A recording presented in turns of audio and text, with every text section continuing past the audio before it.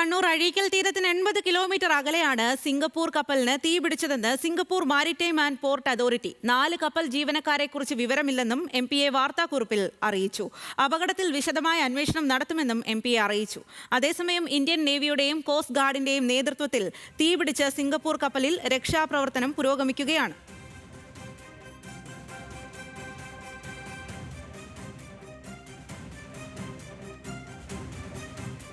വിവരങ്ങളുമായി ശരത് ലാലും രമ്യാദാസുമാണ് ചേരുന്നത്. ആദ്യം ശരത് ലാലിലേക്കാണ്. ശരത് ലാൽ, ഇക്കാര്യത്തിൽ ഈ ഒരു അപകടം നടന്നതിന് ശേഷം എന്താണ് മാരിടൈം ആൻഡ് പോർട്ട് അതോറിറ്റി പറയുന്ന കാര്യങ്ങൾ? ഈ അപകടം എങ്ങനെ സംഭവിച്ചു എന്നാണ് പറയുന്നത്? അതുപോലെ തന്നെ കണ്ടെയ്നറുകളിൽ എന്തെല്ലാമാണ് ഉള്ളത്?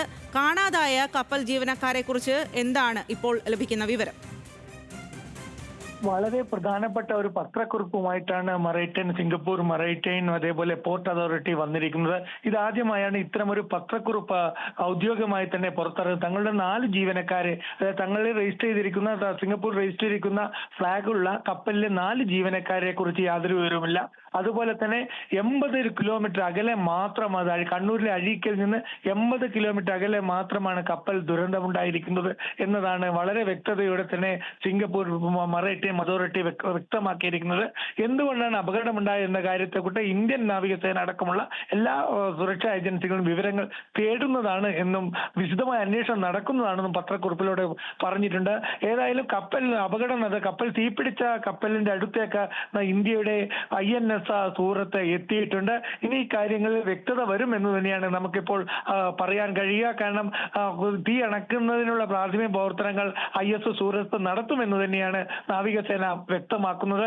ഏതായാലും ഇപ്പോൾ നിലവിലുള്ള പരിക്കേറ്റ കപ്പൽ ജീവനക്കാരും അതുപോലെ രക്ഷിച്ച കപ്പൽ ജീവനക്കാരും MV1 മാർവൽ എന്ന കപ്പലാണ് ഇവരെ രക്ഷിച്ചത്.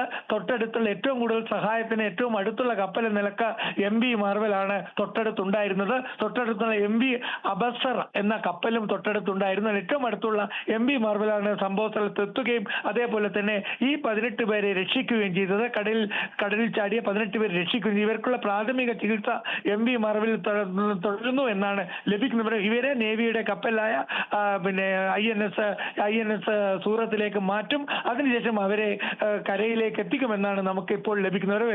എത്ര മണിയോടെ ഇവരെ എത്തിക്കുമെന്ന കാര്യത്തിൽ ഇപ്പോഴും നേവി വ്യക്തത വരുത്തിയിട്ടില്ല.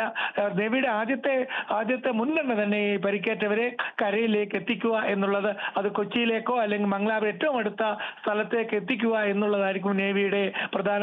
അത് എയർലിഫ്റ്റ് ആവുമോ അല്ലെങ്കിൽ സ്പീഡ് ബോട്ടിൽ തന്നെ, അല്ലെങ്കിൽ അവർ ചികിത്സ നേവിയുടെ നാവിക കപ്പൽ തന്നെ നൽകുമോ എന്ന കാര്യങ്ങളൊക്കെ തീരുമാനമെടുക്കേണ്ടത് നേവിയാണ്. അതിനുശേഷം മാത്രമായിരിക്കും കപ്പലിലെ തീ അണക്കാനുള്ള ശ്രമം തുടങ്ങുക. ഏതായാലും കപ്പലിനെ സംബന്ധിച്ചോളം കപ്പലിലെ മുങ്ങുന്ന സാഹചര്യം ഇതുവരെ അപകടകരമായി വന്നിട്ടില്ല. അതുകൊണ്ട് തന്നെ തീ അണക്കാനുള്ള സമയം ഇന്ത്യൻ നാവികസേനയ്ക്ക് ലഭിക്കുമെന്ന് തന്നെയാണ് നമുക്കിപ്പോൾ പറയാൻ കഴിയുന്നത്.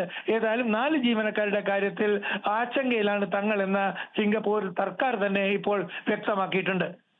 ശരി ശരത് ലാൽ.